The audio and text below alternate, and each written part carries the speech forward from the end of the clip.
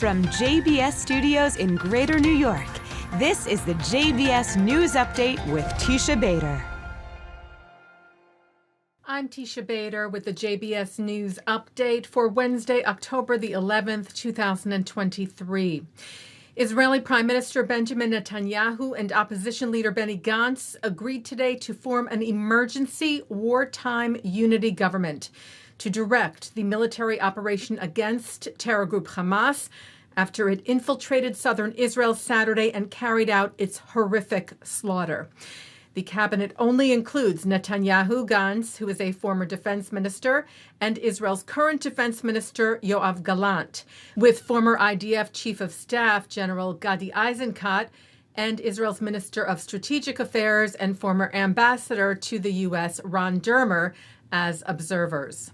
The death toll from the brutal massacre by Hamas on Saturday has sadly risen again today, with more bodies discovered in the Gaza border communities. Reserve IDF spokesperson Lieutenant Colonel Jonathan Conricus gave a situational update this morning.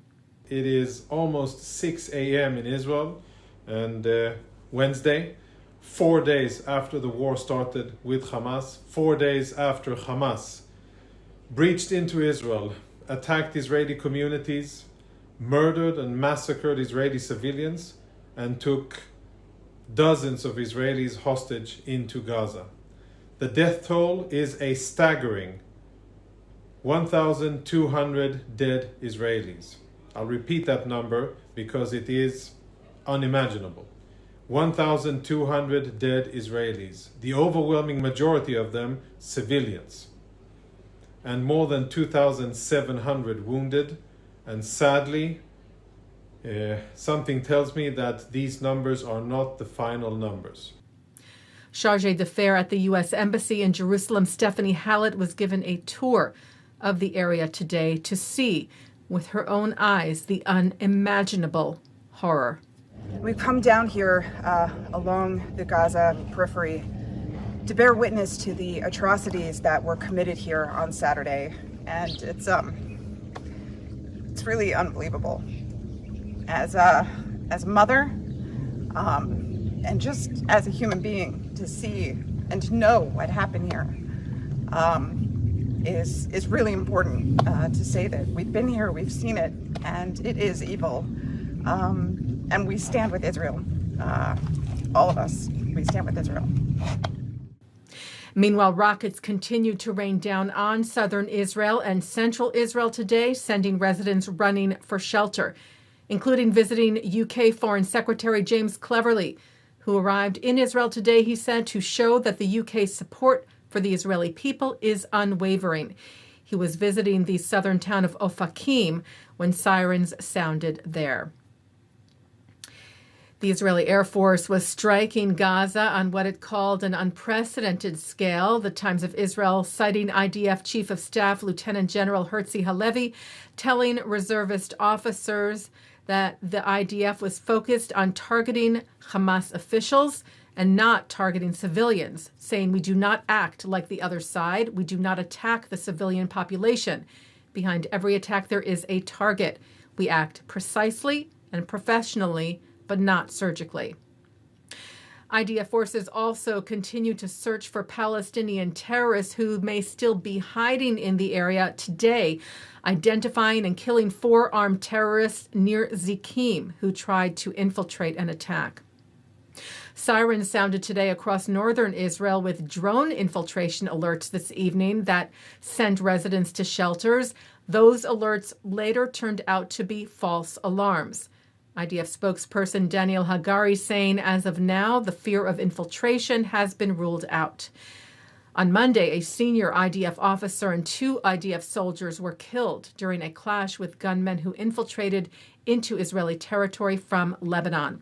And today, the Lebanese-based Iranian-backed Hezbollah terror group launched anti-tank guided missiles at an Israeli army post. The IDF responded with a drone strike on a Hezbollah post. Prime Minister Netanyahu spoke again this afternoon, the 4th time in as many days, with U.S. President Joe Biden.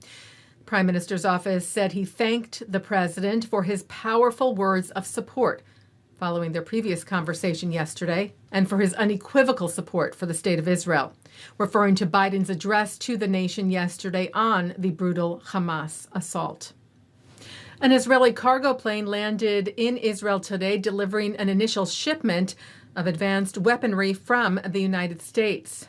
And a number of U.S. warships, including the U.S. Navy aircraft carrier USS Gerald R. Ford, with its 8 squadrons of attack and support aircraft, as well as a missile cruiser, made their way to the Mediterranean today. U.S. Central Command CENTCOM Commander General Michael Eric Kurilla saying the arrival of these highly capable forces to the region is a strong signal of deterrence should any actor hostile to Israel consider trying to take advantage of the situation. He said U.S. CENTCOM stands firmly with our Israeli and regional partners to address the risks of any party seeking to expand the conflict. Well, in a number of towns near Tel Aviv, a spontaneous show of resilience. With rocket attacks promised by Palestinian terror groups last night, residents took to their balconies to sing Israel's national anthem, Hatikva, the Hope, in a show of strength and to show support for Israeli forces.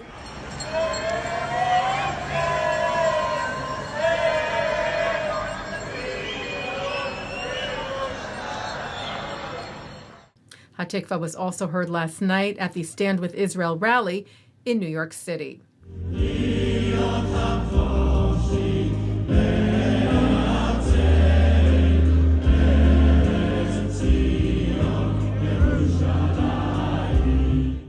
Taking a look now at our programming for tonight on JBS for Wednesday, October the 11th. At 7 o'clock, it's Talmud Study. At 7:30, a new update on the situation in Israel on FIDF Live. At 8 o'clock, Shahar Azani speaks to former CEO of the American Jewish Committee, David Harris, to talk about the war. At 9, David Friedman is on L'chaim. At 10:30, an encore presentation of FIDF Live. And coming up next, it's Thinking Out Loud. And that's the JBS News Update for Wednesday, October the 11th, 2023. I'm Teisha Bader. Am Yisrael Chai.